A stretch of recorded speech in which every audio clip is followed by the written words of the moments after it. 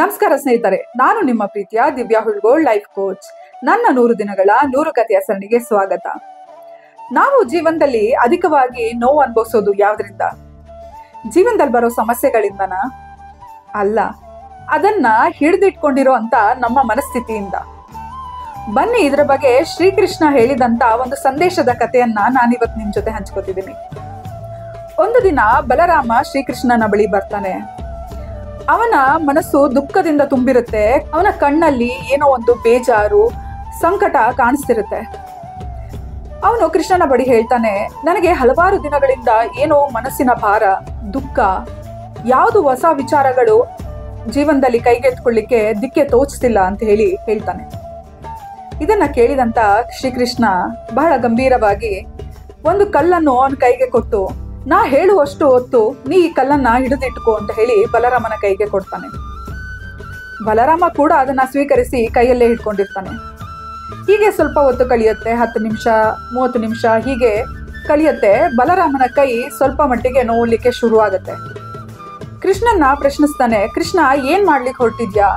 ನನ್ಗೆ ಕೈ ನೋವು ಶುರು ಆಯ್ತು, ಇನ್ನು ಎಷ್ಟೊತ್ತು ನಾನು ಈ ಕಲ್ಲನ್ನ ಹಿಡಿದಿಟ್ಕೋಬೇಕು ಅಂತ. ಆಗ ಕೃಷ್ಣ ಹೇಳ್ತಾನೆ, ಇನ್ನ ಸ್ವಲ್ಪ ಹೊತ್ತಷ್ಟೇ, ನಾ ಹೇಳುವವರೆಗೆ ಹಿಡಿದಿಟ್ಕೋ ಅಂತ. ನಂತರ ಬಲರಾಮನಿಗೆ ಹೀಗೆ ಕಳಿತಾ ಕೈ ನೋವು ಜಾಸ್ತಿ ಆಗುತ್ತೆ. ಕಲ್ಲನ್ನ ಕೆಳಗಡೆ ಬಿಟ್ಟೇ ಬಿಡ್ತಾನೆ. ಕೃಷ್ಣನಿಗೆ ಬಲರಾಮ ಕೇಳ್ತಾನೆ, ಕೃಷ್ಣ ನನ್ನಿಂದ ಆಗ್ಲಿಲ್ಲ, ಕಲ್ಲನ್ನ ನಾನು ಕೆಳಗಡೆ ಬಿಟ್ಬಿಟ್ಟೆ, ಯಾಕೆ ಈ ಪ್ರಯತ್ನ ಅಂತ ಹೇಳು ಅಂತ. ಆಗ ಕೃಷ್ಣ ಹೇಳ್ತಾನೆ, ಬಲರಾಮ, ನಿನ್ನ ಮನಸ್ಸಿನ ಭಾರನು ಕೂಡ ಹೀಗೆ. ಎಷ್ಟು ಹೊತ್ತು ನೀನು ಆ ಸಮಸ್ಯೆಗಳನ್ನ, ಚಿಂತೆಗಳನ್ನ ಹೊತ್ಕೊಂಡಿರ್ತೀಯೋ ಅಲ್ಲಿವರೆಗೆ ನಿನ್ನ ಮನಸ್ಸು ಭಾರದಿಂದ ಇರುತ್ತೆ. ಹೊಸ ಆಲೋಚನೆಗಳನ್ನು ಕೂಡ ಬರೋದಿಲ್ಲ.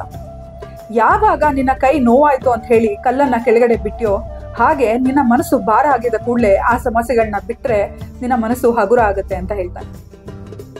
ಸ್ನೇಹಿತರೆ, ನಮ್ಮ ಜೀವನದಲ್ಲೂ ಕೂಡ ಇಂಥದೇ ಬಹಳಷ್ಟು ಕಲ್ಲುಗಳನ್ನ ನಮ್ಮ ಮನಸ್ಸಲ್ಲಿ ಹೊತ್ಕೊಂಡಿದ್ದೀವಿ. ನೋವು, ಸಂಕಟ, ಏನೋ ಒಂದು ದುಃಖ, ಹಳೆಯ ಒಂದು ಸಮಸ್ಯೆ, ಹಳೆಯ ನೆನಪು, ಅಥವಾ ಇನ್ನೊಬ್ಬರ ಮೇಲಿನ ದ್ವೇಷ, ಹಠ, ಇಂಥವನ್ನ ಇಟ್ಕೊಂಡು ಬಹಳಷ್ಟು ನೋವಿಂದ ಮನಸ್ಸನ್ನ ಭಾರ ಮಾಡ್ಕೊಂಡೇ ಹೋಗ್ತಿದ್ದೀವಿ. ಇದರಿಂದ ಯಾವುದೇ ರೀತಿ ಹೊಸ ಆಲೋಚನೆ ಆಗಲಿ, ಜೀವನದಲ್ಲಿ ಹೊಸ ಬೆಳಕಾಗಲಿ ಸಿಗೋದೇ ಇಲ್ಲ. ಯಾವತ್ತು ನಮ್ಮ ಮನಸ್ಸನ್ನ ಹಗುರ ಮಾಡ್ಕೋತೀವೋ ಅವತ್ತು ಹಲವಾರು ದಿಕ್ಕುಗಳು ನಮಗೆ ತೆರ್ಕೊಳ್ತೆ. ಜೀವನದಲ್ಲಿ ನಡೆಯೋ ಪ್ರತಿಯೊಂದು ಸಮಸ್ಯೆಗಳನ್ನ ಅಥವಾ ಪ್ರತಿಯೊಂದು ಸಂದರ್ಭಗಳನ್ನ ಹಿಡಿದಿಟ್ಕೊಳ್ಳೋ ಅಂತ ಅಥವಾ ನಿಯಂತ್ರಿಸೋ ಒಂದು ಕಲೆ ನಮ್ಮಲ್ಲಿ ಇಲ್ಲದೆ ಇರ್ಬೋದು. ಆದ್ರೆ ನಮ್ಮ ಮನಸ್ಸನ್ನಂತೂ ನಿಯಂತ್ರಣದಲ್ಲಿ ಇಟ್ಕೊಳ್ಳೋ ಅಂತ ಎಲ್ಲ ಶಕ್ತಿ ನಮ್ಮಲ್ಲಿದೆ. ಯಾಕೆ ಮಾಡಬಾರ್ದು? ಕತೆ ಇಷ್ಟ ಆಗಿದೆ ಅನ್ಕೊಂತೀನಿ. ಇಂತಿ ನಿಮ್ಮ ಪ್ರೀತಿಯ ದಿವ್ಯಾ ಹುಳ್ಗೋಳ್ ಲೈಫ್ ಕೋಚ್.